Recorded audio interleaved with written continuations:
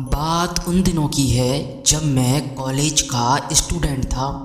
अपने कॉलेज की ओर से हम सभी कैंप के लिए एक जंगल में गए थे। हालांकि ठंड थी, अतः रात में हम सब ने पूरी रात कैंप फायर के साथ डांस करने, गाना गाने आदि का प्रोग्राम तय किया। मुझे और सभी साथियों को कैंप फायर के लिए लकड़ियां इकट्ठा करने का भार सौंपा गया। मैं निकला तो सबके साथ ही था, लेकिन जंगल के प्राकृतिक सौंदर्य में भटकता हुआ अकेले दूर कहीं निकल गया। अचानक आसमान बादलों से भर गया और गरज के बारिश होने लगी। बादलों के लगातार गरजने से मैंने पेड़ के नीचे खड़ा रहना मुनासिब ना समझा। आसपास किसी घर की तलाश में एक दिशा में भागने लगा। मुझे कुछ ही दूर पर एक लाल ईंटों से बनी शानदार बिल्डिंग नजर आई। बिल्डिंग रोशनी से पूरी नहाई हुई थी और उसमें ढेर सारे लोग हैं, ऐसा दूर से ही लग रहा था। मैं तेजी से भागते हुए उस बिल्डिंग में घुस गया और सामने से आती हुई एक नर्स से टकराते टकराते बचा। नर्स ने मुझे घूर कर देखते हुए कहा, बहुत अधिक भीग गए हो, सर्दी लग जाएगी। उधर बाईं ओर एक स्टोर रूम है, जहां जाकर जो भी मिले उसे कहना सिस्टर जूलिया ने दूसरे सूखे और साफ कपड़े मुझे देने को कहा है, वह तुम्हें कपड़े दे देंगे। मैं हक्का बक्का मुंह फाड़े सिस्टर जूलिया को देखता रहा। मुझे एकदम से यह समझ नहीं आया कि मैं क्या करूं। मेरी स्थिति देखकर सिस्टर जूलिया खिलखिलाकर हंस पड़ी और बोली, पहले तो तुम अपना मुंह बंद कर लो, वरना मच्छर घुस जाएंगे, और अब जाकर वैसा ही करो जैसा मैंने कहा। मैंने हल्के से हाँ में सिर हिलाकर सिस्टर की बताई दिशा में जाने को मुड़ गया। अभी कुछ 10 कदम ही चला होऊंगा कि मेरे कंधे पर किसी ने हाथ रखा। मैं चौंक कर पीछे मुड़ा और अपने सामने आर्मी की वर्दी में एक युवक को खड़ा मुस्कुराता पाया। मेरे चेहरे पर आश्चर्य का बादल अपना घर बना चुका था, जिसे देखते ही उस युवक को हंसी आ गई।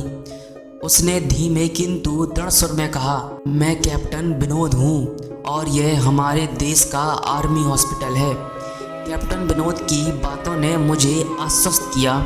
मैं अब धीरे धीरे सामान्य हो गया था और मैंने कैप्टन विनोद को सिस्टर जूलिया की कई बात बताई।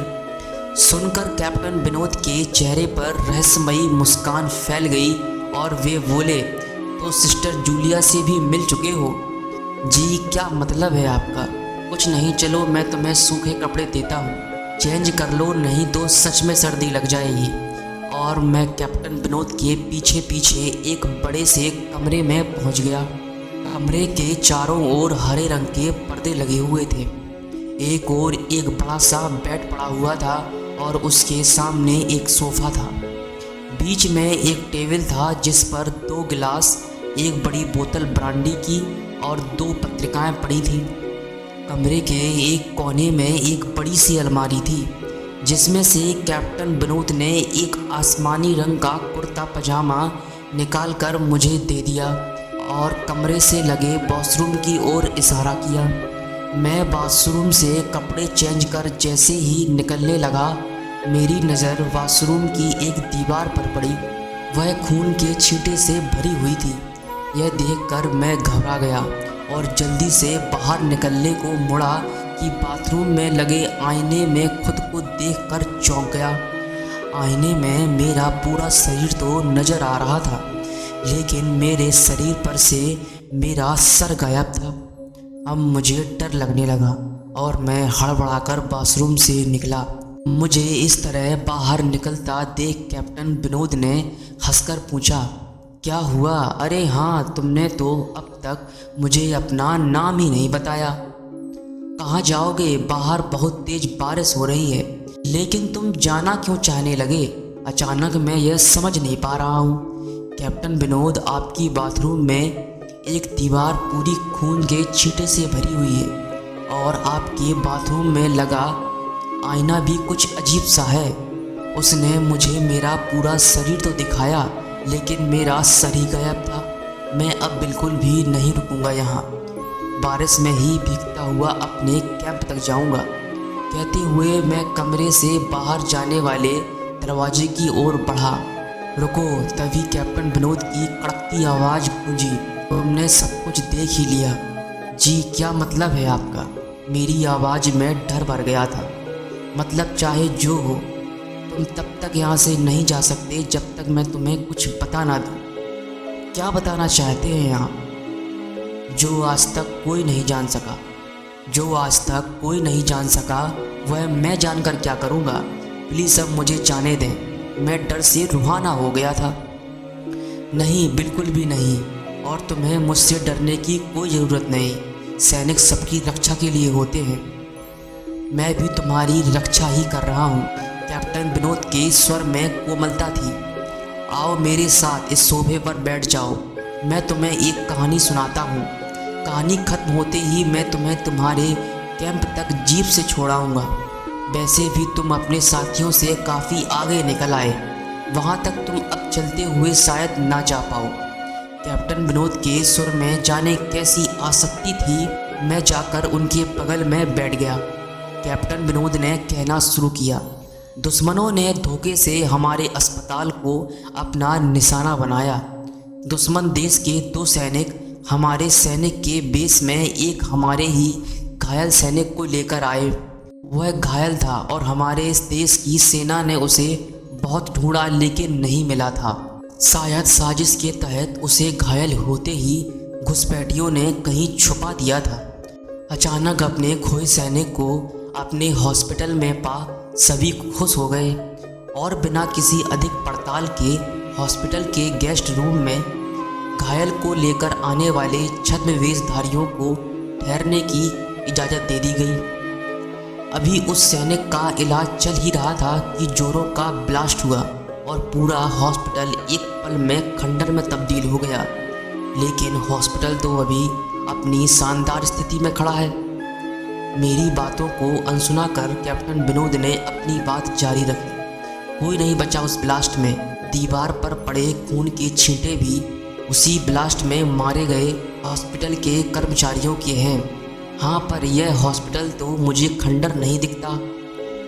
जवाब में कैप्टन विनोद के चेहरे पर रहस्य भरी मुस्कान फैल गई और उनका चेहरा अजीब से भावों से भर गया। मैं उनके चेहरे को देखकर अंदर से दहल गया। फिर मैंने हिम्मत कर पूछा, आप उस ब्लास्ट में कैसे बच गए? सुनते ही कैप्टन विनोद ठहाका लगाकर हंस पड़े और मुझ पर एक भरपूर नज़र डालते हुए कहा, यह कहानी आज से मात्र 10 वर्ष पहले की है और मैं तो आज से 50 वर्ष पहले मर चुका हूँ। इसके आगे उन्होंने क्या कहा मुझे कुछ नहीं मालूम। चेहरे पर गीलेपन का एहसास जब काफ़ी हुआ तो मैं जैसे नींद से जागा। मुझे घेरे हुए मेरे सभी सहपाठी और टीचर खड़े थे। मेरे आँख खोलते ही मेरे सर ने कहा, थैंक गॉड, तुम्हें होश आ गया। क्या मैं बेहोश था? हाँ, तुम जंगल में जाने कहाँ भटक गए थे। जब सभी लौट आए और तुम नहीं आए तो हम सभी मिलकर तुम्हें खोज रहे थे। काफ़ी दूर जाने के बाद हमें एक जीप आती दिखाई दी जिसमें एक आर्मी मैन तुम्हें पीछे की सीट पर सुलाए हुए हमारे कैंप को ढूंढते हुए आ रहे थे।